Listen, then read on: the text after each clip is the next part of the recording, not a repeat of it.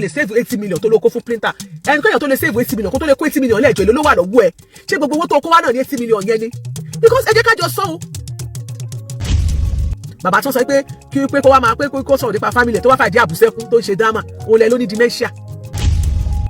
bàbá tó sọ pé international passport wà lọ́dọ̀ CBN wọ́n fẹ́ fi gbowó jáde CBN ni ẹ máa tanra yẹn mọ́ gúnra yín ṣòfò kẹ́nìkan mọ́ wá. àwọn kan lè sọ fún wa yí pé nígbà tí bàbá gbé story theology wá sí church wọn bàbá fẹ́ fi ṣògùn àmúdó gan ni lọ́dọ̀ àwọn sisi àtàwọn ìyàwó ilé gbogbo wọn ló ń dùn sí. bàbá tó ní pé wọ́n ti ń fún ní stress jù ń bẹ̀ ó bọ́ sórí ọ̀kadà ó jẹ jáde káàkiri ó trace ọ̀dọ̀ Àgbàlá lọ ó lẹ lórí dementia. bàbá tó sọ pé òun fún printer ní 80 million naira wọ́n ní printer ló wá padà wá pariwo wọ́n wá bàbá wọn pariwo lé bàbá lórí pé bàbá gbowó lọ́wọ́ printer kó. àgbà bọ́là ni bàbá tẹ́ ẹ gbé wá sórí ìkànnì yìí bàbá ṣẹ̀ṣẹ̀ kúrò ní chọ́ọ̀chì yìí ni. I can tell you that everything this man is saying, 90% of it are all right. He said he doesn't have anybody. His brother died last month. He told me that he has been in Canada. I don't mention about Canada for opportunity. But he told me that he has been in America.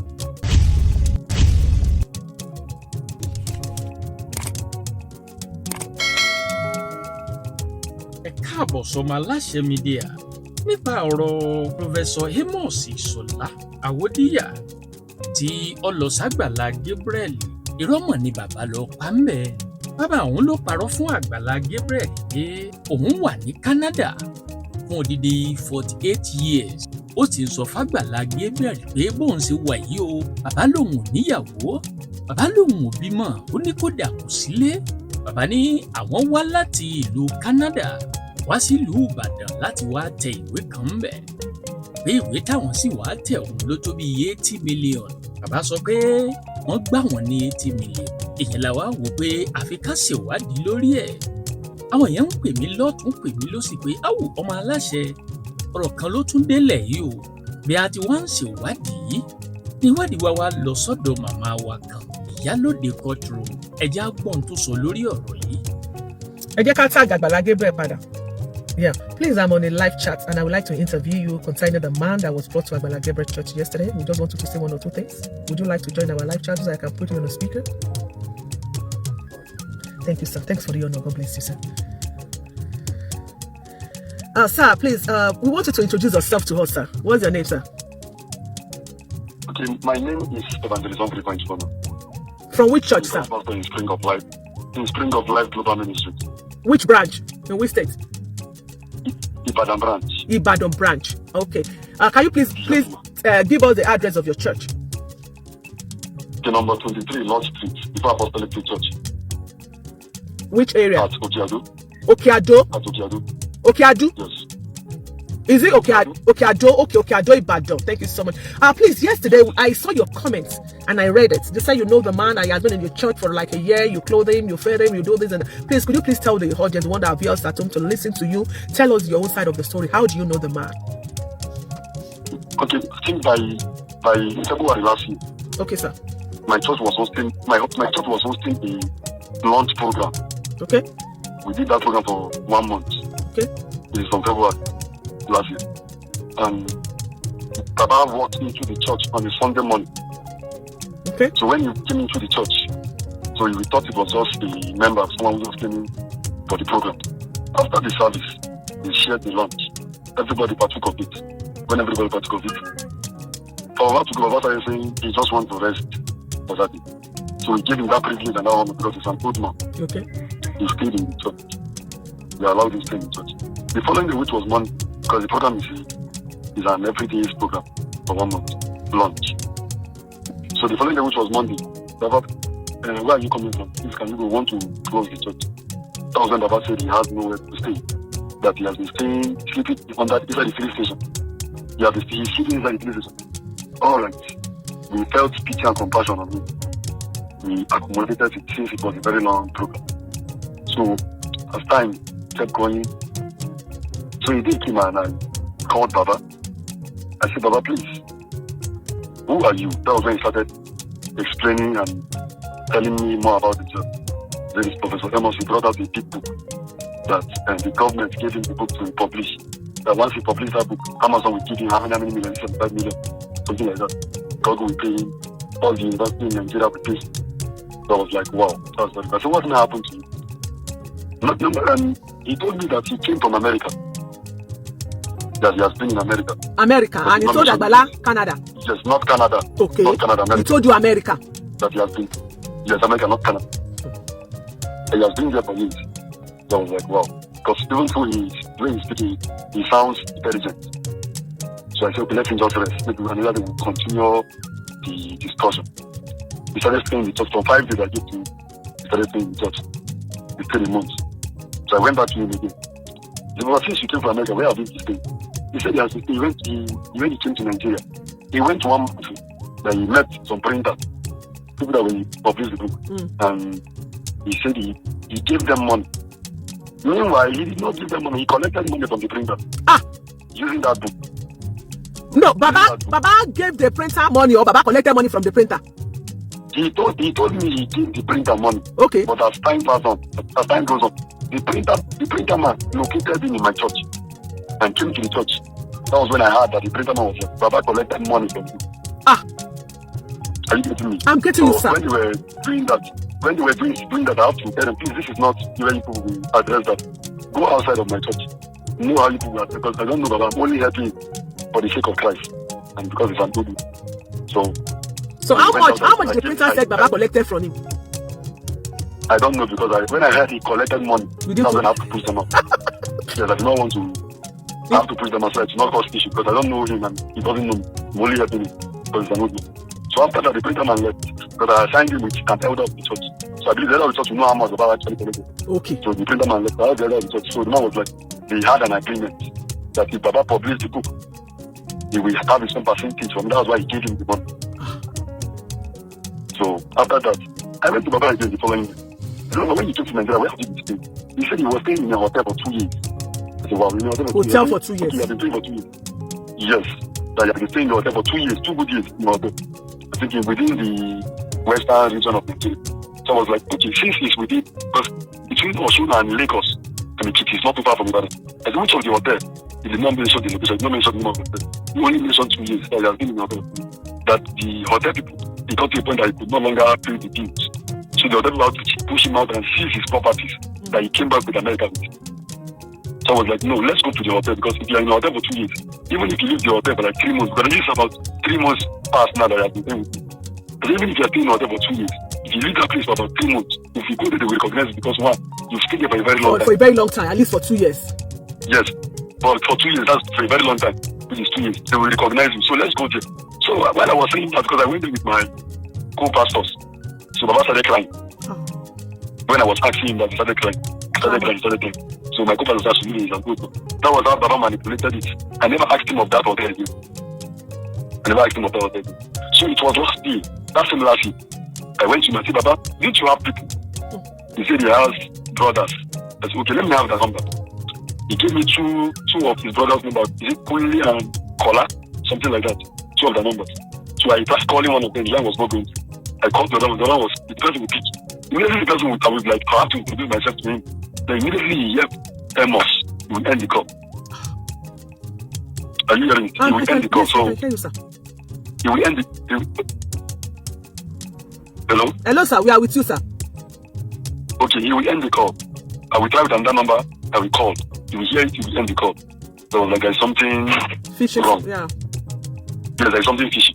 So I have to use another number. So when I was talking to the man, he picked. But at least it lasted about 2 minutes. So he was like, where is Amos? So I said, he's with me in Ibadan. He did tell that he's in Ibadan. The man said, no, he never told him that he's in Ibadan. Then the next thing the man asked, where is his property? I said, which property? That's why I'm calling you, so that you know I also know you. He ended the call. That's the last time I spoke to one of the brothers that he said is his brother. That's the last time I spoke to him. Okay. He started bringing this book issue of the thing. Baba will stay. When Baba came to my church, I fed him, which is the church fed him. And I'm a branch pastor who is still coming up. It's not of how many people say. But the church is just a new church that is coming up. But 20 people are there, 30 people. How much is the offering that is coming in? Baba will eat 4 times a day, 5 times a day. Yes, I'm telling you. He will eat 4 times a day, 5 times a day. Me, which is the pastor, I eat once a day. So you are a man of God. Man cannot live by bread alone. Yes. No. I was like, because I have people who are still staying under me, who are assisting me to do a little work, because it's a church with one person can do. So even the one staying under me will be like, Pastor Daddy, you don't know this man. This man, he will come and eat, he will be like this, he will be like this. He's just living his life now. I mean, there's not already living, he's an old man. The book he claimed, that video that government gave to him. Yeah, there's a encyclopedia book. I bought them myself. Government cannot give you an exercise book that are different colors or different meat. The one Baba is using for the encyclopedia. They will give you a bundle of it. I bought those exercise books. Baba, to the extent, Baba will go to a shop opposite my church. See, today we are throwing that credit. We collect something for credit. And we give him food. We keep go there, collect something on the head of the church. Till today, they are still going. Till today, they thought they are still going. Baba will collect. The pen Baba uses to write on that book worth 1,000 naira. And I have gotten that pen more than 50 of it. Then my church members also contributed. That pen is more than 1,000 naira. The Baba is using. Right, Baba is using a special pen. A special pen to write. If you look at it, you know that it's a special pen. He's a professor. If you write 4 pages, the pen is already dried up. There's nothing you have to go and buy. Ali Baba. So imagine how many books. So I bought more than 50 of it myself that I know. The church members also contributed. Were you doing this for Baba just to assist Baba? Or Baba was saying that okay, after the whole thing, you are going to get your own court in the church. As in the church. No, it was like also assisting. Then later, when he found out that I was like persuading that I want to know your people, So he brought another story. How will I put it? Story that he has 50 cars that the government seized. It is in Canada, in America. I mean, 50 cars, Jeep. He has 50 Jeep. The government seized in America. That once he publishes this book, he will go back to America and retrieve his property. We are expecting him. He will go back to America and retrieve his property. And he said to the church, because it was not a rumor in the church, that he's going to give the church 2 Jeep.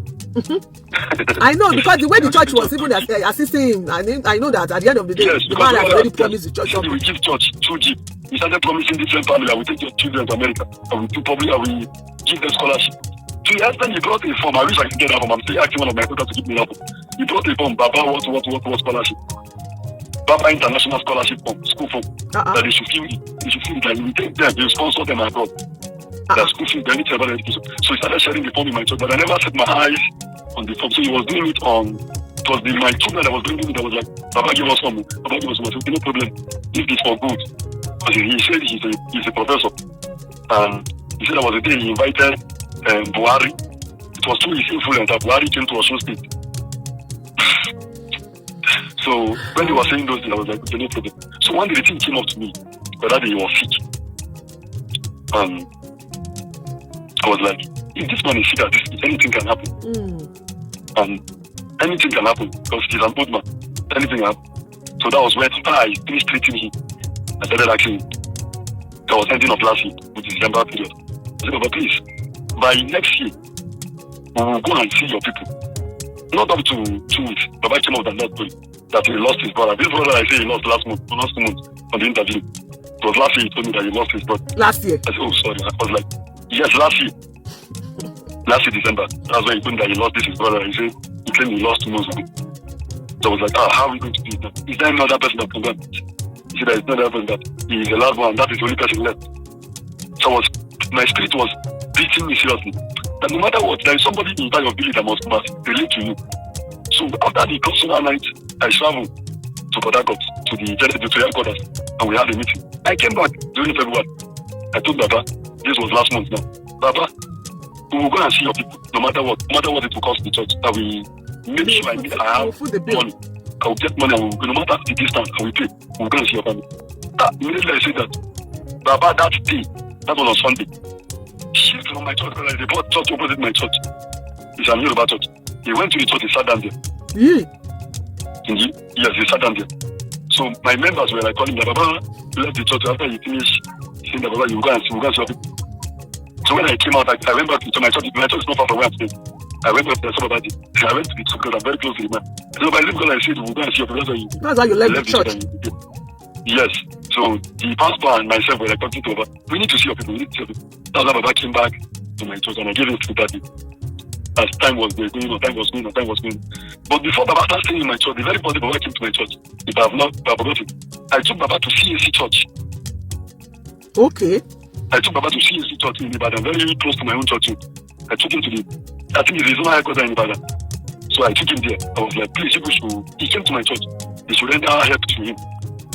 And what the man said is that we cannot accommodate him. We don't know him. So we can only assist him. The man counted 10,000 naira and gave to Baba. And Baba was holding that money. Baba ate that money. I was accommodating him. I was feeding him. Despite I knew that he gave him 10,000, I was still feeding him. I accommodated him. I said, since nobody want to take him in, let me just take him. Since I've already started, let him just do it. So where did Baba go? Okay, it was recently. I think this was happening last week now. He just left your church? After my beat. Wait, last week Friday after my beat. Oh, Baba just left your church last week. Yes, Baba left my church last week. Yes, this week Baba left my church. But last week Friday, after my beat, this Saturday, okay. It was raining in Ibadan. So I just threw out bread and what I will eat, which is tea, which is privilege. When I got it, when I was going to go and get it, I saw Baba with a man, with a bike man, at the front of my church. Because it was raining, I was on umbrella. He did not see me. So I went outside, I was looking and watching everything. Because my mind was saying there is something that wants to happen. So I waited. So the Baba clamped the bike. They went out. So I was thinking the man wants to lose him. And they want to get something for him. Because Baba is a man that even if you give him food right now, you call him and ask him, Baba, have you eaten? Maybe they can test him and see. Baba will tell you I've not eaten. Baba was calling all my church members. So the other one even experienced it. They gave him food. The old people in my street normally see when they will carry people from my house. When we walk, they don't say they will go and give him food in the church. The old people in the street normally see it. Every day, twice a day. Every day. Baba will I eat once a day. Those stay with me eat once a day.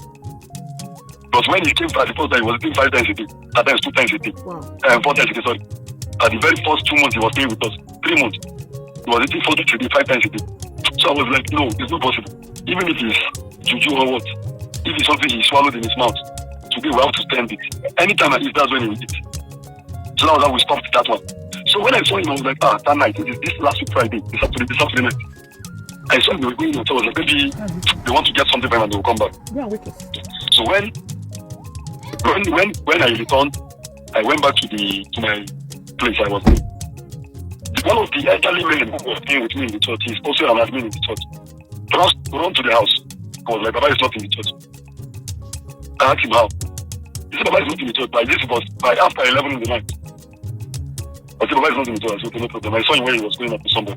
But I don't know who the person is. So I tried calling Baba that night. Before he was ringing, Baba did not pick. I called him about 3 times. Wow. He did not pick. So I told the elderly man, please just go and rest. I said, we're going up. Just go and sleep. He slept in the place in the church which Baba was sleeping. Which is the office I give to Baba. My office. Okay. That's what I give to Baba. Where I'm supposed to be seeing people. I give it to him, let him be staying. They let him not be sleeping inside the church auditorium. Let him sleep inside my office. That's where I no longer use the office again. He was staying there. So on Sunday morning, the man came to me. Baba did not come by that. I laughed. I just clamped the Lord. I prayed to God. I said, Father, please, if there is anything bad that wants to happen to him, nothing that's happened to him, bring him back. Let us make this. Let us go to his village, and after then we know what we will do. And while I was on the altar ministering that Sunday, Baba walked by 12 o'clock in the afternoon. Baba walked inside. Sat down inside. How many Sundays ago now? This was last week Sunday now. Last week Sunday. Okay. This was last week Sunday. Okay. Yes. Baba walked inside the church. Baba walked inside the church, putting on white, what do they call it? Talabia. Those outside this garments as normally. He didn't return and he came to church. But when Baba came to church, Baba did not come with any clothes. Remember, he said they seized his property. So he yeah. Any clothes, the only clothes Baba came to church, my church with was the orange talabia. That's the only clothes Baba came with that big book. Yeah, but the one he wore on Sunday. The one he wore on Sunday. Yes, I bought them. I bought it for him. Okay. I bought trousers. I bought talabia for him. The cream Baba is using is more expensive than the cream I'm using. The body lotion Baba is using is expensive than what I'm using. You are taking care of, he's an elderly man, and also he's an Americana. Your man has money. So he has already promised your church 2 jeeps, so you have to. Yes, he has promised the church that you did it. But so whatever you are doing, you were just doing it, He never sat me down and was telling me that I will do this, I will do that. He never did that. So, okay, now, so when last did you see Baba now? Okay, after that Sunday that he came to the church, so he started narrating the story that happened that it was his friend, it was an old friend that they met. He came to visit him, and the friend took him to his place to stay. And he spent the night there, and he came back to the church, which is the following day, which was Sunday. That was like, at least you could have picked my call. I called you that night. It is that Saturday night. I called you on Sunday morning. To the extent I was sending messages to him. Because there is a way I program my message. If my message delivers to your phone, it will show on my phone that it has delivered to your phone. That's why I program my phone. So he was receiving my messages, he was seeing my calls. He was not picking. So what Baba said to me was that he left his phone inside the office. Unknowingly to him that someone slept in that place that he was sleeping. So I called the elderly man that I called the elderly man that slept in that office that night. Now, is it true that Baba left his phone? He said no. And I said, Baba, he said your phone was not set up. Baba started stammering. I said, please don't do that again. I said, Baba, please, by Wednesday, no matter what it will cost me, we'll go and see your people, no matter what. I don't get me because it's like putting this on pending is like it's getting out of hand. Wednesday, we'll go and see your people. On Wednesday, that was when Baba left my church. Oh, and go to Agbala? And go to, yes, that Agbala, yes. So I was in my house on Thursday, on Friday. One of the boys came with me was stolen from the church to the house. And people in the street started calling him. Say, what about Baba? See, Baba is in the church. He says, Baba is not in the church. Baba is on the internet. Oh. They draw him close. He watched it. He watched it that he was on the internet. They wrote the page name. Also, he brought it to me. And I also saw Baba. All my thinking is that Baba was in the church. Because I called Baba yesterday, which is on Thursday, breaking to Friday. I called Baba, please, what are we actually for you? He said, no, that is on fasting. Are you hearing me? Okay. He said it's on fasting because at times we call and tell him that he's on fasting because of his book, that they should not bring food for him. Meanwhile, there are people around who are giving him food. There are people around who are giving him food. So I called him, he said this was on Thursday now. He said it's not bringing food for him on Thursday. So my thought and my thinking was that Baba was in the office in the church. Not knowing that Baba was already in Agbala Gabriel. Since on Wednesday. Yes, because I believe he arrived on Wednesday and the interview started on Thursday, something like that. Oh. So it was on Friday, I saw it on the internet. That Baba is not in the church. It was like he moved it to me. So I have to run to the church, check Baba was not in the church. The book was not there, his clothes was not there. Everything. I went to Agbala to start another story afresh.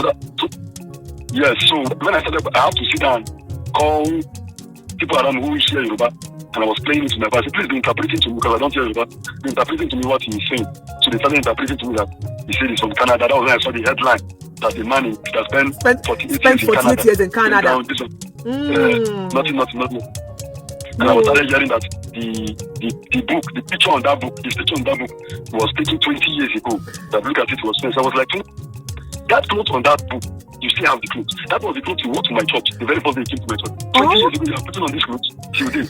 Yes, that clothes of the book, you can go and listen to that in the interview. When they turned the back of the book, his picture was there was a clothes on orange color. The orange gown that he was putting on. He claimed that it was 20 years ago that picture, he took that picture that he placed on that book. I was like, is it 20 years that you have been putting on these clothes? Because that book was just, according to him, it was just established and they rejected it. It was established and they rejected it. Thank you so much for sharing. So after all these things, I listened to the interview.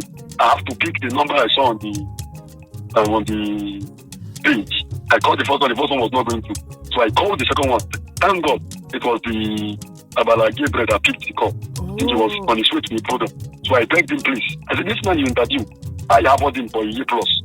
I gave him a shout out. I clothed him, I fed him. What I could not do to myself, I have to sacrifice for him, for me to do for him because he's an old man. And I had everything he's saying. I said, please, sir, I can tell you that everything this man is saying, 90% of it are all right. 90%. Because what he's saying to me now is different from what he told me. What he's saying there, maybe he never knew that video would be published online. He thought it's something they would just record and keep. So he never knew that it was going live online.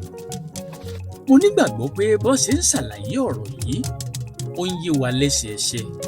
Nítorí pé bí pásítọ̀ yìí ò bá sọ̀rọ̀ yìí, tí Agbala Gabriel ò bá gbé sórí ayélujára bó la sì fẹ́ mọ̀.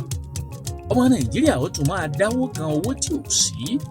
Àwọn táwọn wà nílùú yìí táwọn wà lókèèrè àtún máa dáwó. Bàbá àgbàlagbà sì wá láti wá lu gbogbo ọmọ Nàìjíríà ní jìbìtì. Eléyìí burú pọ̀. Ẹ̀já ṣì àyẹ̀ká pé kálẹ̀ jẹ́ káwọn èèyàn mọ̀ torí ọgbọ́n ọdún ní òmùgọ̀ ẹ̀mí ni. He said he doesn't have anybody. His brother died last month. He told me that his brother died last week. He said his wife died during childbearing. That's what he told me. Yeah. His wife died during childbearing. He never told me that he has been in Canada. I don't know anything about Canada for 48 years. But he told me that he has been in America. But America, that's what he told me. That he has been in America. First of all, Pastor. He served in Nasarawa. He served in Nasarawa because there was a comment on that thing. Someone from Nasarawa said, this man took him, scammed him, money. You can go through the comments you see. In Nasarawa, yeah, I've read a lot of comments. Okay, yes. Even another from Guarimpa that he scammed him also money. So I was like, Nasarawa is not far from Abuja because I travel a lot and my family. Yeah, I know. Nasarawa is not far from Abuja. So I was like, and this man told me he has been in Nasarawa, in Maraba, precisely. I was like, if this comment, that means there is something fishy. There is something fishy. And remember, he made mention that he was a pastor in Ibadan, in one church. On anything that the pastor of that church was live on that interview. And the pastor was like, my church, I think God, what? He called something church. Pastor like, my church. So that was what I mean, that this man is lying. Because what he told me is different from what he's saying here right now. And I called the pastor to please, sir, try your possible best to keep him in your custody. By Wednesday, I will be coming to your place. Which Wednesday? Is it next week? That I am coming. Is it next week? On Wednesday, hello? Yeah, this week. This week we are coming. We're angry now. Okay, the next week, Wednesday. Yeah, do you know what? Yeah. First of all, I want to. Yes. First of all, I want to. Yeah. First of all, I want to come. Yeah, I want to commend your efforts. You really tried for Baba. At least you have done your own parts. You have contributed your own quota. But the only thing I would like to say here, please, if such a thing repeats itself, or similar things come up, I think the first thing you should have done to Baba is to put Baba on a live chat like this. Maybe by doing that, Baba's secret would have been exposed to you, and you wouldn't have been a victim for feeding, and giving him shelter for like a year. That was a mistake you made. I'm sorry to say that. Because really I saw the interview. I commented on when I was speaking with him on phone with Agbala Gabriel. I commented and I said what you did was a very good job. See, now we have known everything. Baba's secret has been exposed. I don't think that thing will hurt your church because people will now get to know your church. But because do you know what I said? Do you know why? People will know your church for good. Because you will see, if we don't say this out, people will see. Some people will now listen to this show or read your comments, and we still want to come to your church to come and cajole you that they are this, they are that. Now you know what to do when anybody comes to your church for help. You have a Facebook page. Just put that person on the live chat. Introduce yourself. Tell the viewers that look, we are looking for this Mama's family or this Baba's family. We want people to call. If you know Baba, please, this is the number to call. If you are doing it, such a thing will not repeat itself anymore. But I want to tell you that the name of your church is even growing gradually. There are ways God does his things. God does his own things in a miraculous way that we cannot say, we cannot even know why he's doing it. So let's just believe that something good is going to come out of this. Okay? Something good will come out. At least something good will come out for you, for your church. Okay? So we want to appreciate you for doing. Please, we want to appreciate you. You are a man of God. You have done your own best. You have contributed your own quota. At least Baba was in your church for a month for someone to be. It's not even. It is easy to feed someone for like a day or for 2 weeks or 3. Not to talk of months, a year. You have tried. But you have tried. I can't really know exactly what Baba's problem is.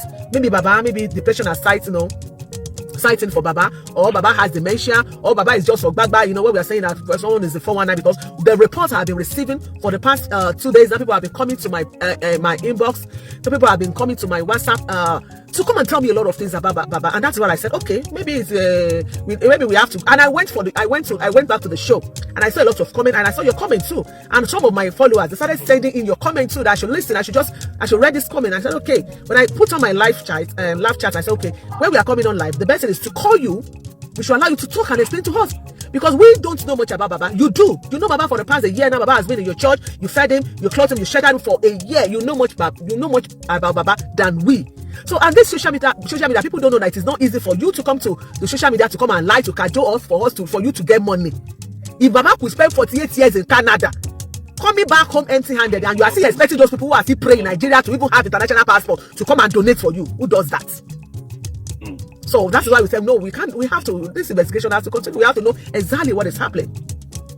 So thank you so much, sir. Thanks for your time. Please pray for us before you go. Okay, Father, in the name of Jesus. Amen.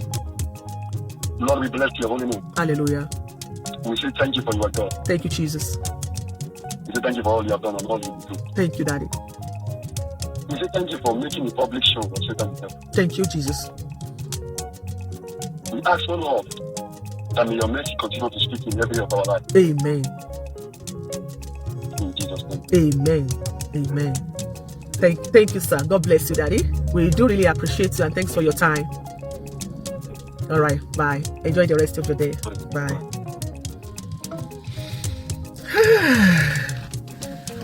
Bó ti wà nínú ẹ̀yin tèmi nílé Olúyọ̀lé, ẹ̀yin tèmi nílùú Èkó, nílùú Òṣogbo, níbikíbi tẹ́ ẹ ti ń gbọ́ mi. Àwọn tá a wà ní diaspora ẹ̀ ńlẹ́ o. Wọ́n ní ibi tá à ń yà ó, ibi tá à ń lọ ò jìnnà, ibi tá à ń yà ló pọ̀. Ohun tá a fẹ́ mọ̀ nípa bàbá yìí láti mọ̀ yìí. Bóyá bàbá ní dementia. Èmi ò mọ̀. Bóyá ọjọ́ orí old age ló sì ń dá bàbá láàmú. Èmi ò mọ̀. Ṣùgbọ́n ohun tá a mọ̀ ní wípé nínú ohun tá a gbọ́ yìí, bàbá yìí ní ọpọlọ. Èmi ò rò pé dementia ni. What is the name of the pastor? Ifeyinwachukwu Onuoha. Olórúkọ pastor yẹn, Ifeyinwachukwu. Ẹ ti mọ̀ pé nínú ọ̀rọ̀ tó ń sọ yìí, ẹ ti mọ̀ pé wọ́n ń ṣọmọ Yorùbá. Àgbà Bọ́lá ni bàbá tẹ́ ẹ gbé wá sórí ìkànnì yìí. Bàbá ṣẹ̀ṣẹ̀ kúrò ní chọ́ọ̀chì yìí ni. Bàbá kúrò lọ́dọ̀ arákùnrin ní ọjọ́ Wednesday. Nítorí yẹn ti insist pé àwọn ò lè máa bọ́ bàbá lọ o. Bó tilẹ̀ ṣe kó ti ṣe demoralization fáwọn náà pé òun máa gbé jíìpù, òun máa fún wọn ní jíìpù méjì. Ó ti ṣe demoralization fáwọn náà pé òun máa fún wọn ní jíìpù méjì. Spring of Life Global Ministries lórúkọ chọ́ọ̀chì tí arákùnrin yìí ń lọ. Spring of Life Global Ministries. Spring of Life Global Ministries lórúkọ chọ́ọ̀chì yìí. Orúkọ arákùnrin yìí jẹ́ Humphrey Ifeanyichukwu Onuoha lórúkọ pastor. But orúkọ péèjì wọn lórí Facebook òun ni Ifeanyichukwu Humphrey Chizzy, wọ́n kọ pọ̀ ni. Ṣé rí Ifeanyichukwu yẹn wọ́n kọ Ifeanyichukwu pọ̀. Ifeanyichukwu Humphrey, ẹ ṣáà mọ̀ Humphrey, ẹ wá fi Chizzy, ẹ kọ pẹ̀lú Chizzy. So Ifeanyichukwu ọ̀tọ̀, Humphrey Chizzy ọ̀tọ̀, ó wà orúkọ tí wọ́n jẹ́ lórí Facebook nìyẹn. So ìyẹn ni wípé bàbá ti wà pẹ̀lú arákùnrin fódìdí ọdún kan. So bàbá ti wà pẹ̀lú ẹ̀ fódìdí ọdún kan. Ìgbà tí yẹn wá insist wípé bàbá a ní láti ṣèwádìí. A ní láti ṣèwádìí. Òun ẹ gbọ́dọ̀ ní family. Bàbá sọ fẹ́ ni pé òun Amẹ́ríkà ló ń wà. Mo sọ pé mo ka comment kan pé àwọn sọ pé gbogbo story tí bàbá yẹn sọ tó sọ pé kìnìún kan wọ́n ní kò leak mọ́ kankan ní Canada. I just read it. Bàbá sọ fẹ́ ni pé Canada. Wọ́n sọ fún Àgbàlá pé Canada. Wọ́n lọ bá pásọ̀ wọ́n ní Amẹ́ríkà. So the Baba said he has been living in a hotel. Bóyá àwọn tó ní hotel yẹn, bóyá àwọn máa padà sọ fún wa wípé àwọn hotel yẹn máa sọ fún wa wípé bàbá ọ̀dọ̀ àwọn ló wà. Bàbá láwọn wà lótẹ̀ for 2 years. Bàbá ẹ̀dẹ̀ wá sọ pé bẹ́ẹ̀ ni pé ẹ̀rí nǹkan kan mú bọ̀ láti Amẹ́ríkà àbí láti Canada. Tí ẹ bá lè gbé lótẹ̀ for good 2 years. Ilé owó 2 years yẹn clayton ìfira rẹ̀ kẹ́ ẹ fi kọ́ bọ́ngálò. Bàbá tó sọ pé òun fún printer ní 80 million naira. Wọ́n ní printer ló wá padà wá pariwo, wọ́n wá bàbá wọn pariwo lé bàbá ló pé bàbá gbowó lọ́wọ́ printer kó parọ́ fún kó fẹ́ gbà wíkan tó wó yẹn bá dò máa fún printer ní commission báyìí òye báyìí ló máa gbà bó ṣe sọ pé ó fẹ́ fún àwọn pastor fẹ́ fún church ní tu bàbá tó lè parọ́ pé ṣé bàbá yẹn ṣe ọpọlọ bàbá yẹn ò set tó lè lọ lo kàjọ fún ọ tó lọ bóbò wọn ní church wípé ó máa fún ọ ní jíìpù méjì.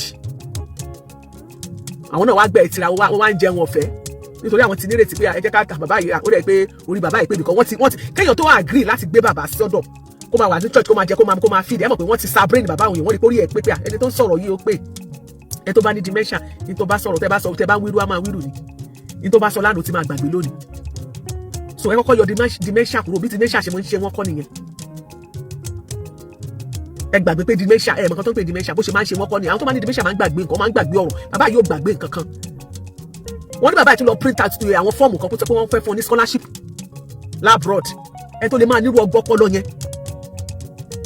Bàbá tó lè lọ sí church kan tó lọ fún pé òun ní theological school kó òun fẹ́ máa train káwọn èèyàn wá máa gba fọ́ọ̀mù kọ́ wá lọ síbẹ̀ kọ́ wá lọ gba training they will come out as a kìnìkan ṣé bàbá yẹn lẹ́sọ tó fi tó lọ print out fọ́ọ̀mù yẹn ṣé bàbá yẹn lẹ pè ní kó ní dementia.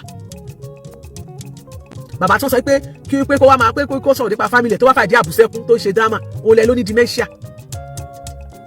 bàbá tó ní pé wọ́n ti ń fún ní stress jù mbẹ́ ó bọ́ sórí ọ̀kadà ó jẹ́ jáde káàkiri ó trace ọ̀dọ̀ Àgbàlá lọ òun lẹ ló ní dementia. láti òtí di Òkè Àdó ṣé ẹ mọ̀ bí tó ń jókè Àdó ń bàdàn kí àwọn máa lọ sẹ́gbẹ́dá local government síbi tí ṣọ́ọ̀ṣì Àgbàlá wà ẹ mọ̀ pé yàtọ̀. Southwest from Southwest local government kó máa lọ sí Ẹgbẹ́dá local government ó jìnnà síra wọn o. so èmi ò gbàgbọ́ wípé bàbá yìí di dementia ẹ jẹ́ káwọn family lọ gbé kán gbé bàbá yẹn lọ. so èèyàn máa lọ sí abroad wàá lo years in abroad ó sọ fẹ́ ni yẹn pé ó wà lóòótọ́ for 2 years owó òtẹ́ yẹn òun náwó lavishly ó lè sọ pé ó fẹ́ fira rẹ̀ kó fi kọ́lé owó tó lè save 80 million tó ló kó fún printer ẹni kéèyàn tó lè save 80 million kó tó lè kó 80 million lẹ́ẹ̀jọ́ èlò ló wà lọ́wọ́ ẹ̀ ṣé gbogbo owó tó kó wá náà ní 80 million yẹn ni because ẹ jẹ́ ká jọ sọ o ìwọ tó bá kó 80 million wọlé tó kó 80 million fún yàn definitely ó kéré jù ò ní rárá wà ní 100 million ó kéré jù nìyẹn ò ní rárá pé mo fẹ́ ṣíjú mo fẹ́ ṣe kínní wà ní 100 million so printer tó sọ pé bàbá sọ pé printer gbowó lọ́wọ́ òun ní ẹni sọ pé printer wá pariwo lé bàbá lórí church tó ní ẹgbẹ́ tí wọ́n síta pé káwọn àwọn alàgbà church kan lọ bá wọn yanjú ẹ̀ bàbá kó máa lọ gbà tó ti mọ̀ pé bàbá gbowó báyìí kó wá máa lọ èwo ni ká dìmú nínú ọ̀rọ̀ bàbá. àwọn kan lè sọ fún wa wípé nígbà tí bàbá gbé story theology wá sí church wọn bàbá fẹ́ fi ṣògùn àmúdó gan ni lọ́dọ̀ àwọn títí àtàwọn ìyàwó ilé gbogbo wọn ló ń dùn sí káṣìírí tó wá tún pé bàbá wo theology wo ni bàbá gbé wá pé fake ni káṣìírí tó tún káwọn náà tó ti bàbá síta a ò fẹ́ kọ́rọ̀ ẹ̀kọ́ bàbá tún lè ṣe bèbè ò tí ì ṣe tó báyìí tí gbogbo íńtánẹ́ẹ̀tì ti gbaná pé ẹ bá má ṣe báyìí àbá má ṣe bí yẹn tiẹ̀ bàbá ó tó ní pé bàbá jọ́ lọ ń pè bàbá tiẹ̀ ṣàìsàn ni gbogbo adé fojú rí pé àìsàn setting sára bàbá eléyìí bàbá eléyìí nǹkan kò ṣe ọjọ́ wẹ́ẹ̀dẹ̀ ló ṣẹ́kù ní spring kí lórúkọ global ministry kí lórúkọ church pastor Ifeanyi Chukwu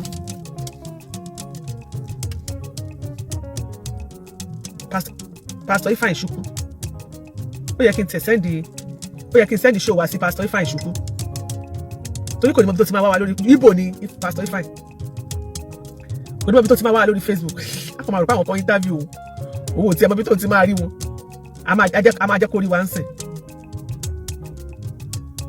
ẹ jẹ́ copy link ká lọ share fún pastor Chukwu pastor bàbá tó jẹ́ pé international passport tó wà lọ́dọ̀ CBN wọ́n fẹ́ fi gbowó jáde CBN ni ẹ máa tanra yẹn mọ́ gúnra yín ṣòfò kẹ́nìkan mọ́ bá.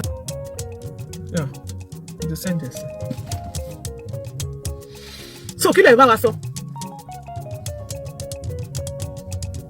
ṣé ni tó bá travel lọ tó bá kúrò ní Nàìjíríà tó lọ abroad téèyàn bá lo 48 years tó bá padà dé wà tó wá máa káwọn tó wà lóhùn Nàìjíríà tí wọn ò tí ì oúnjẹ mẹ́ta jẹun tí wọn ò tí ì lówó gba international passport tí wọn ò ní ẹlòmíì gan ò ní driver license kó tó wá máa dáwó fún wọn tó fẹ́ kó fọwọ́ ẹ̀ kó 80 million fún printer bàbá wàá lọ rò pé sọ́dọ̀ printer ni ṣé tó bá yẹ pé lóòótọ́ bàbá kó owó sí ọ̀dọ̀ printer ṣé o pé story ó dùn gan ni báwọn family ẹ̀ ṣe yọjú yẹn ẹ jẹ́ kó lọ sí police station headquarter lẹ́lẹ́lẹ́ àbí kó lọ sí ìyàgò ọ̀kú kó dẹ̀ lọ sọ́dọ̀ printer yìí kó lọ arrest printer wípé printer ó gba 80 million naira lọ́wọ́ bàbá kò sí bí a ṣe máa fa printer lórí ìkànnì táwa ẹ̀ tó bá jẹ́ 80 million tó máa fa lọ bọ́ gbàgbà printer àpọ̀ 40 million àbí ẹ jẹ́ kó lọ gbé printer àwọn ò ní owó kankan tá a máa dá fẹ́ anybody lórí ìkànnì yìí the only thing tá a lè ṣe bàbá tí bàbá ti lè ní ẹni tí ò bá ní nǹkan téèyàn gbójúlé la máa sọ pé a fẹ́ dá owó fún àbí tó ṣàìsàn bàbá ti ní 80 million níbì kan ẹ jẹ́ ká gbé ọlọ́pàá ní ká lọ gbé kí bàbá ní ṣòun bẹ̀ kí bàbá mú wa lọ àbí bàbá tó lè máa sọ̀rọ̀ pérépéré sí gbogbo orí bàbá pé kí bàbá bá mú wa dé sórí afẹ́fẹ́ kó wa máa búgbò wa àti nígbà tí bàbá bá tiẹ̀ ń lo agbárí fún wa at his age now mọ́mi Tóyìn Olúwa Adéníkì mo rí yín lẹ́ẹ̀kẹ́ má bínú mà mo rí yín o ìgbà tí bàbá with his age tí bàbá bá ń lo agbárí yẹn fún wa ní 80 years ẹjọ́ kí ni bàbá fi ọ̀dọ́ wọn ṣe kí ni wọ́n fa àárọ̀ ọjọ́ wọn ṣe kí ni wọ́n fi àárọ̀ wọn ṣe kí ni bàbá fi kí ló fi àárọ̀ ẹ̀ ṣe kí ló fọ̀sán ṣe tí bàbá bá ṣe lo international passport tó wà ní CBN ni ó lẹ̀ pé wọ́n fẹ́ lo picture bàbá wọ́n fẹ́ lo orí bàbá yẹn wọ́n fẹ́ fi ṣe 5,000 lápapọ̀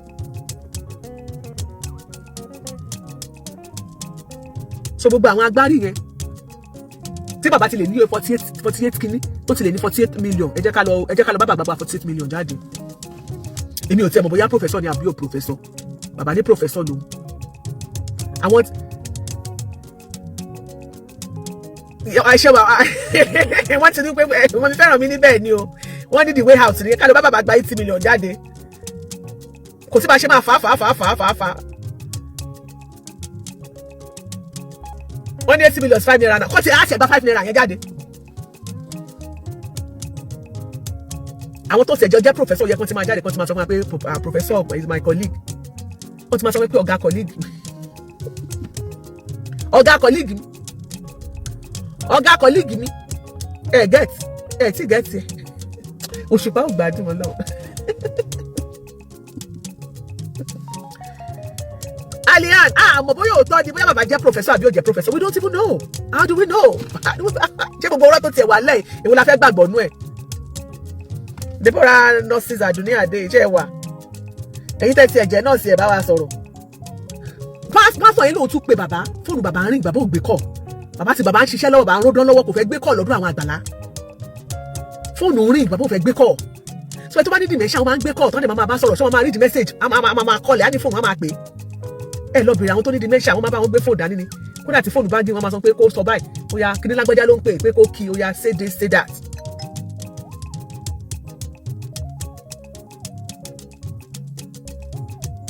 Ẹ mọ̀, wọ́n máa ní say this, say that.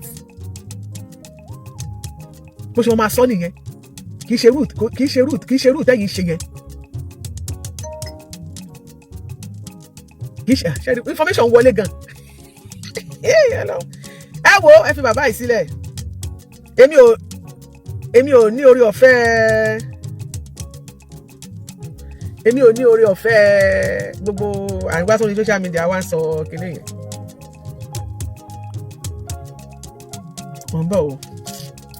A lot of people ṣẹ́rí fóònù mi ti fẹ́ lana àwọn èèyàn ti pè mí ìyálájé lórí ọ̀rọ̀ bàbá ìyálájé ìdán bàbá ìdán ìdán bàbá ìdán Mọ́milọ́lá Ọdúnlámì wọ́n ní maybe dementia are setting for bàbá mo setting fún wọn ẹ jẹ́ ṣọ́ra yín Mọ́milọ́lá Ọdúnlámì ẹ ṣọ́ra yín dementia wo ló setting fún bàbá tó receive kọ́ bàbá tó ní agbárí tó lè pọ̀ lọ́kadà kọ́lọ́kadà gbé lọ sọ́dọ̀ Àgbàlá. Rita ina God bless you ma. Bàbá tó lè gbé ọlọ́kadà lọ sọ́dọ̀ Àgbàlá. Dementia section ó setting fún bàbá. Bó bàbá ṣe mọ̀dọ̀ Àgbàlá. Báwo ló ṣe mọ̀dọ̀ Àgbàlá gbà tó tún parí ó lọ bẹ̀ tó ó kọ́kọ́ gbà tó ọlọ́kadà yẹn kọ́kọ́ gbé lọ bàbá kọ́kọ́ lọ ṣèwádìí tó padà síbẹ̀ yẹn. Wọ́n parọ́ bàbá lòun gbàgbé fóònù òun sílé pé òun mú lọ. Pásítọ̀ wálé wá ní pé kò mọ̀ pé èèyàn sun ibi tó ń sùn sí wọ́n fẹ́ mọ̀ bóyá màmá máa dé lóru òkè bàbá nígbà tó ní ṣé bàbá gbàgbé fún bàbá lóun fi fóònù lẹ̀ bàbá why are you lying you did not drop your phone wọ́n ní bàbá wa ń sọ wọ́n ní bàbá please don't do that anymore wọ́n máa advise bàbá don't lie anymore you know you are an elderly man there is a way we can talk you know bàbá stop lying you know the Bible says that you know na wọ́n ṣàwọn máa fọ̀rọ̀ náà bọ́ bàbá wọ́n ṣàwọn máa fi ọ̀rọ̀ náà wọ́n máa fi bọ́ bàbá ń parọ́. Ẹ má bínú. Ẹ̀yin family bàbá ẹ wá gbé bàbá yín o. Bàbá kẹjọ ṣé bàbá gbé certificate professor wa? Ẹ̀yin tẹ́ wo show yẹn. I'm only asking you ṣé bàbá gbé certificate ṣé bàbá tó ti ní international passport. Ṣé ní pé bàbá gbé international ẹ jẹ́ ká lọ ṣe rí àwọn nǹkan kan wà tí ó ti setting. Bàbá ní international passport ó wà ní CBN. Ṣé CBN ti close down ní Naija ni? Ẹ jẹ́ ká lọ CBN ká lọ béèrè international passport bàbá bóyá wọ security láti gbà níta ni o. Bóyá máa béèrè inú ilé ni lọ́wọ́ àwọn manager wọn. Ká pe manager ẹ bá pe manager CBN ni. Ká nígbà tí Honorable Báyọ̀ Adélábù tó sì wà ní CBN bọ́wọ́ kan làbá ní kó bá wa mú kán dákun kán bá wa gba international passport bàbá jáde ká tiẹ̀ wo country tí bàbá ti fi travel lọ. Bàbá òde certificate wọ́n mi Olúbùnmi Ìdáyàt wọ́n náà bọ́dé certificate bọ́ọ̀lù tí a gbìlì fún pé lóòótọ́ bàbá professor ni ṣé nítorí èbò tó ń sọ àwọn èèyàn kan ń bẹ lórí ìkànnì tó bá dé ìbò lẹ́ẹ̀bà táwọn kan bá pera wọn professor wà lẹ́ẹ̀mọ́ kó wọn jẹ ni. kárí pé wọ́n bá rí lójú títì tí wọ́n bá ṣàánú ẹ̀ pé wọ́n kàn rí pé ó rìn káàkiri ọ̀tọ̀ ní kéèsì wọn rí lójú títì wọ́n ṣàánú ẹ̀ ọ̀tọ̀ ní kéèsì kí bàbá wa gbà báyìí náà kó tó wà náà ti setting gbogbo story tó máa gbélé fún wa pé gbogbo yín ẹ máa gbà àwọn tó wà ní Canada wọ́n ní gbogbo information tó sọ nípa Canada tó fi link mọ́ Canada yẹn wọ́n ní kókó sí tó jọmọ́ bẹ́ẹ̀ wọ́n ní CBN dé Ìlọrin nice àwọn tó wà ní Canada wọ́n ní information tí bàbá yẹn filẹ̀ wọ́n ní kò jọ káwa couple tù kọ́ta tí wàá gbọ́ lọ́dọ̀ pásítọ̀ bàbá ṣe kúrò lọ́dọ̀ pásítọ̀ Wednesday nìyẹn wọ́n ló ti ń jẹ tó ti ń jẹ tó ti mu tó ti ń jẹ gbogbo ẹ̀ bàbá parọ́ fún un láti lọ pásítọ̀ kó bọ̀ láti hòtẹ́ẹ̀lì ló wà for 2 years bàbá ní ìdówó ni whatever tágbàlá bá lè fún àbí tá a bá mọ̀ pé ẹni tó bá nínú wa ẹni tó bá mọ̀ pé òun fẹ́ ran professor lọ́wọ́ ẹ kàn ran professor lọ́wọ́ ẹ gbàgbé nípa ìwé kan tó ló ń kọ gbogbo àwọn ẹ̀gbọ́n wọn ní pẹ́ẹ̀nì kan táwọn gan rà fún wọn ní 1,000 naira ni wọ́n ra pẹ́ẹ̀nì wọ́n tún yàtọ̀ sáwọn pẹ́ẹ̀nì 20 naira 50 naira tí wọ́n rà bàbá promise wọn jíìpù méjì wọn ò rí nǹkan kan bàbá tó wá gbé gbogbo ọ̀rọ̀ wá pò ní 80 million bí kan 80 million yìí ní kí gbogbo ẹ̀yọ́ ọmọ Nàìjíríà kẹjẹ́ ká lọ bá bàbá gbà jáde ẹ̀dẹ̀ máa jẹ́ àgbàgbé pé bàbá ní international passport tá a lè fi jẹ́rìí sí oyè ìgbà tí bàbá ti travel ó jẹ́ pé bóyá ó tiẹ̀ expire kó jẹ́ pé bàbá lọ rí ó jáde rí ó wọlé rí káàtì ẹ̀fí rí bàbá ló wà ní CBN ibo láti wá fẹ́ gba bàbá bọ́ bàbá wá gbèwé dání ó ní encyclopedia fún òun fẹ́ lórí ìjọba ìfẹ́ kọ tani ìjọba ṣáyé ológun àbáyé alágbádá ló fẹ́ kọ̀wé fún. printer òkú bàbá lóun kó 80 million fún printer ẹ jẹ́ ká wá printer lọ gbogbo àwọn nǹkan báyìí ni mo fi ìpòyè ká bá máa ran bàbá yẹn lọ́wọ́ ẹ jẹ́ ká wá printer lọ ká bá gbọ́ owó ẹ̀ lọ́wọ́ printer bá máa fi drag printer bó ṣe association àwọn printers of Nigeria limited ọ̀kùnrin kan association of Nigeria worldwide world àti association of printing press Nigeria kìnìún kan encyclopedia bàbá professor wọ́n á gbowó yẹn jáde fún bàbá. so ìrànlọ́wọ́ tá a máa ṣe fún bàbá nìyẹn ẹ fún wa ní information bàbá yẹn.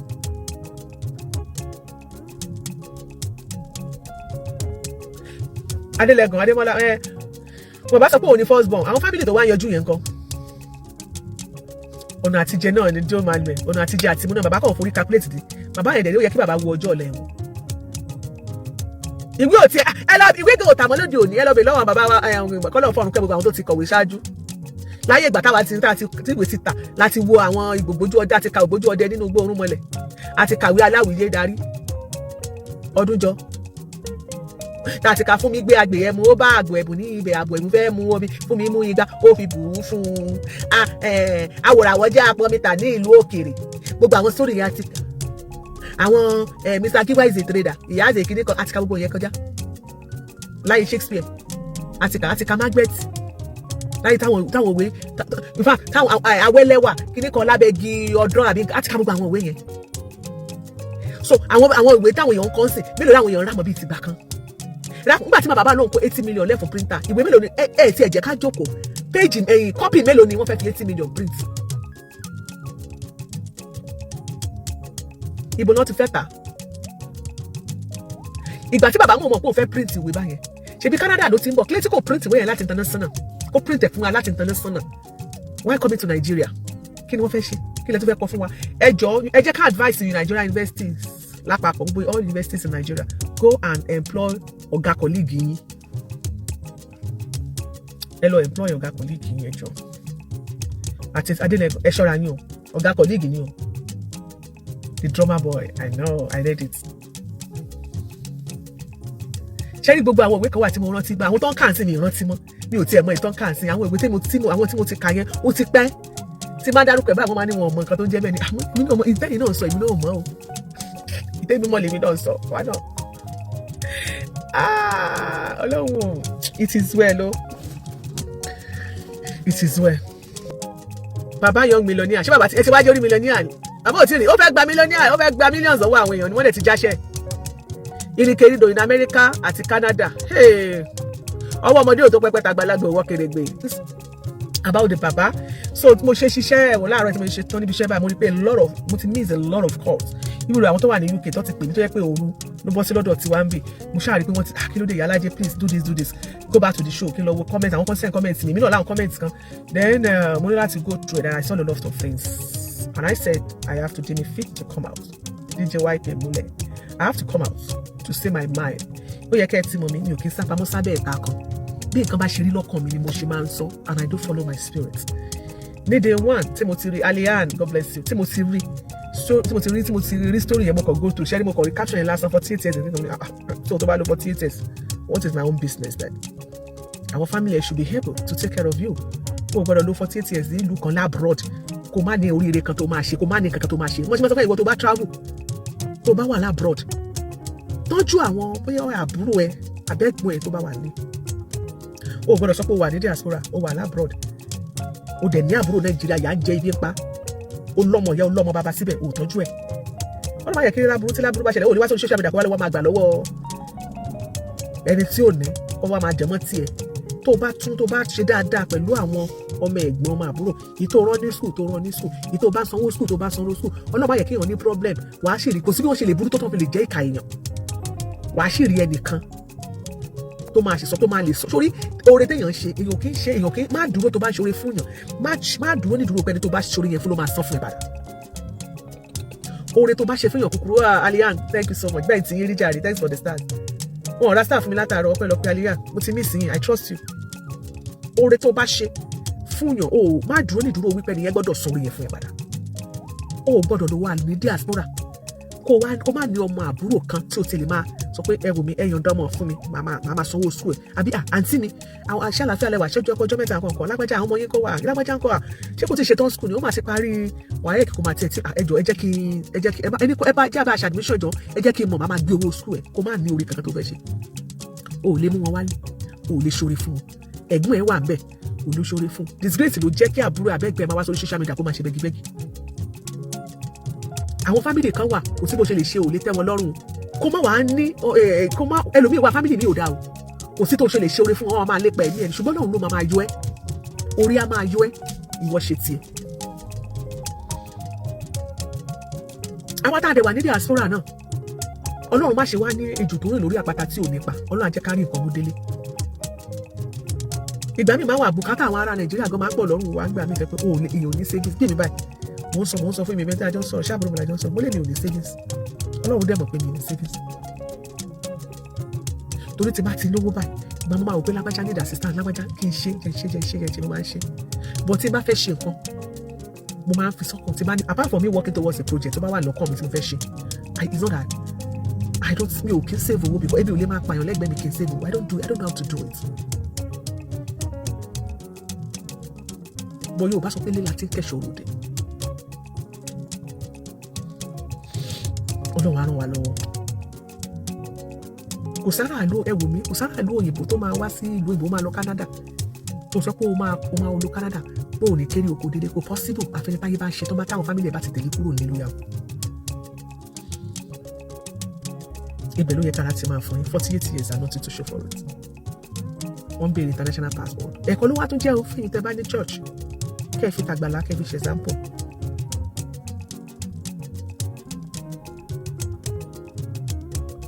ẹ gbọ́dọ̀ mi ẹ̀yin tẹ́ ní church ẹ wò mọ́ máa yẹn ṣe àbáyọ tí máa yẹn fún kó tó lọ ó gba bàbá yẹn tẹ́ra for 1 year ká ló bá ti gbé wá sórí social media bàbá yẹn ò lè rí wọn dupe for 1 year ní church wọn àṣírí ti máa tú bàbá yẹn gbá wọn náà Bọ́lá Joy God bless you bọ̀bọ̀ yẹn gbá wọn for 1 year ni ó jẹun wọn ní bàbá tẹ̀lé jóúnjẹ mẹ́ta mẹ́rin àjẹta ó ṣe wọ́n ra aṣọ wọn ra gbogbo ẹ̀ wọ́n fún ibi tó máa gbé bàbá ń jẹun at the end of the day bàbá promise wọn kó máa fún wọn ní jeep méjì bàbá tó tí ẹ máa gbọ́ bàbá tó fẹ́ fún wọn ní jeep méjì kò ní bicycle tó gbé débẹ̀ agbáni ló lò ó twist brain wọn ni bọ́n torí pé àwọn jẹ́ pásítọ̀ pé wọ́n ṣe fọ́lọ́ ọ̀pọ̀ káná ti gbé bàbá síta àṣírí àti tú èyí tẹ́ bá dé pásítọ̀ tẹ́nìkan bá working sọ́dọ̀ yìí tó wá gbé búbù kọ́lẹ̀ tó wá gbé rọ̀pọ̀ fún yín ẹ ṣáná sí láàbẹ̀ gbé sórí social media jẹ́ kí gbogbo ayé rí bí church yìí gan bí ò bá ti jẹ́ pé kò tí ì ní fọ́lọ́ àtòlé bá yín ṣe bàtẹ́ ìdẹ́bà ti dá àwọn yóò ti ṣe yóò dọ̀dọ̀ alára tuta tí wọ́n bá yín tuta dáadáa kò sí ní àṣírí ẹni yẹn máa padà tú wọ́n ní kí bàbá lọ join APC alẹ́ ẹ̀ nice o nice kí ló ṣe APC ṣé wọ́n ṣe stamp fún yẹn ṣé wọ́n pé sí mi lọ lélẹ̀ pẹ́rẹ́ntà ni kò ní jù báyìí lọ jẹ́ ká máa lọlé èmi náà lọ bí iṣẹ́ látàárọ̀ mo ṣe seafood lálẹ́ àná mo tiẹ̀ máa post ẹ̀ ẹ fẹ́ try ẹ̀ ni ọlọ́run mo gbé lọ bí iṣẹ́ lánàá mi ì tí ì jẹ́ tán gan tí mo gbé lọ yẹn mo kó gbogbo ìdí ẹ̀ jẹ ni wàhálà seafood yẹn make sense bọ́tà seafood ò fẹ́ wà o ó dà sí mi lára omi yẹn ti ń dànù seafood boy ẹ fẹ́ try alákàn yẹn ni ẹ fẹ́ try àkàn tó wà ń bẹ ó ti kó mi ó ti kó hánu háháhá tí bá ti dé lẹ́sìn mo padà sórí seafood yẹn èmi àti ẹ̀ ó kúkú pọ̀ tí mo sè é sí nígbà tí bá ti ń tọ́kalẹ̀ máa gbé so ẹni tẹ́ni ọmọ ọ̀gá mi kú lánàá the former governor of Oyo State late Abiola Ajimobi Bisola who is Bisola She was a nice lady. Bisola. Tó wá pé Bisola ló wà nínú mọ́tò yìí. A ti bá mi clean mọ́tò yìí tó bí 20 times.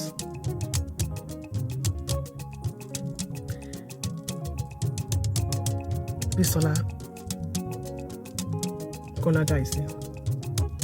I'm not paying Yameto. She likes to organize things, to arrange things and all that. Oh my like art. And she's very nice, she's very humble. Oh no, you need to marry. You don't need cancer. I take my touch ara wa dada. Most especially àwọn obìnrin. Àwọn torí ẹni ò jẹ́ jáde lánàá.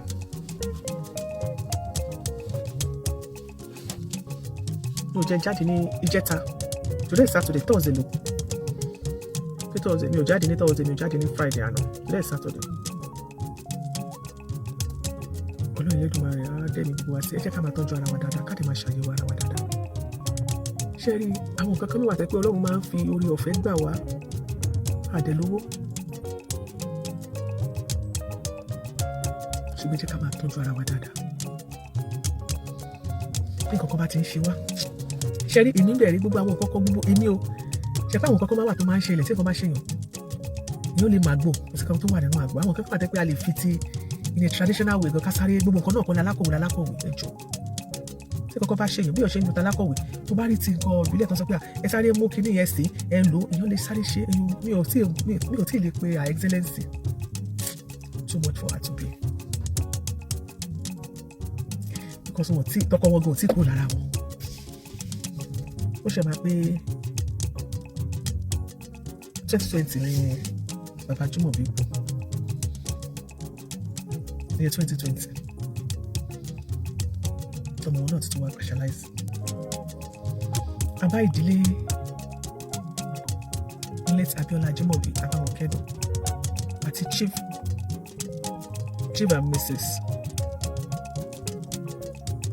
Kola Daisy. Fóònù yẹn máa kú ṣe ti rí báyìí.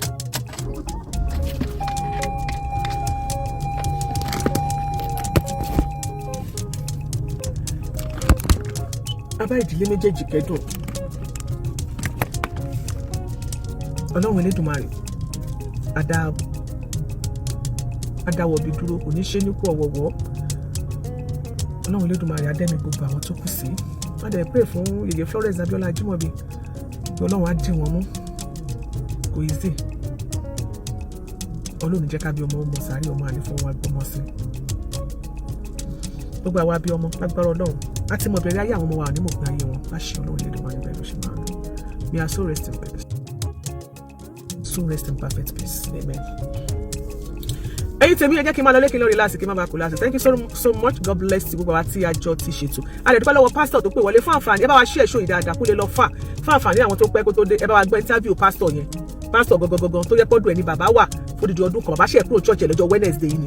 So bàbá yẹn tó bá ti di next week Wednesday kó máa lọ sí ọ̀dọ̀ Agbala Gabriel. Bóyá tó bá dọ́dọ̀ Agbala Gabriel a tún máa fojú wa rí pásítọ̀ yẹn dáadáa. Bàbá yẹn máa interview pásítọ̀ yẹn. So a tún máa rí pásítọ̀ yẹn dáadáa. Ìyàwó ọ̀rẹ́ mi ò ṣẹ̀ṣẹ̀ ń dé. God bless you. Olúwa fún láyò Odùkọ́ ìyá lébi oṣù. Ọpẹ́yẹmí Àtàndá ẹ jẹ́ ká ní sùúrù. Ṣùgbọ́n lọ́dọ̀ ti tèmi o mi ò rí pé bàbá yẹn di dementia. Pẹ̀lú àwọn ọ̀rọ̀ yẹn pẹ̀lú gbogbo ṣùgbọ́n ọ̀rọ̀ yẹn ṣe ń lọ mi ò rí ní rí bẹ́ẹ̀. But náà sí náà ààyè ti bàbá yẹn ṣùgbọ́n àkànfẹ́ kéèyàn wá gbá wa lórí ìkànnì tàwa ẹni. Ẹni tó bá wù lílé tó bá fẹ́ ṣe nǹkan fún bàbá yẹn ó lè ṣe omi ẹnìkan anybody má ṣe o. Ṣùgbọ́n àwa ti mọ scores bí bàbá yẹn ṣe jẹ́. Ṣé understand? So but ẹ jẹ́ ká advice àwọn family bàbá yẹn tó yọjú yẹn pé I need interest láti lè lọ sọ́dọ̀ printer láti bá bàbá gba 80 million yẹn jáde. Then a dẹ̀ ní interest a lè lo social media platform wọn láti pariwo yẹn síta. So a dẹ̀ ní interest ká lè bá bàbá gba international passport wọn ní CBN. Oníjù báyìí lọ táàrí labalábí tá a wà yìí mo máa ń sọ fún agbóbá ṣe ń lọ àwa ò ní jẹ́ kí tí yín ó di sí o nítorí pé ìwádìí ń tẹ̀síwájú lórí ọ̀rọ̀ bàbá yìí. Ọmọ Aláṣẹ Media ẹ máa gbọ́ ẹ máa wò ó ẹ jẹ́ àjọ ṣí àyẹ̀ká kọ́mẹ̀ǹtì síbẹ̀. Bó bá ṣe ń lọ àwa ò ní jẹ́ kí tí yín ó di sí. A ó pàdé lọ́jọ́ míì ọjọ́ orí ire o ire kàbìtì. Àti retí rẹ̀ o ọmọ Aláṣẹ dìde. Àti retí rẹ̀ o bá wa sọ̀rọ̀ ìjìnlẹ̀ ká lè mọ bí ayé ń kọrí sí. Wá bá wa sọ̀rọ̀ ìjìnlẹ̀ ká lè mọ ìgbésẹ̀ tó yẹ ká gbé. Ọmọ aláṣẹ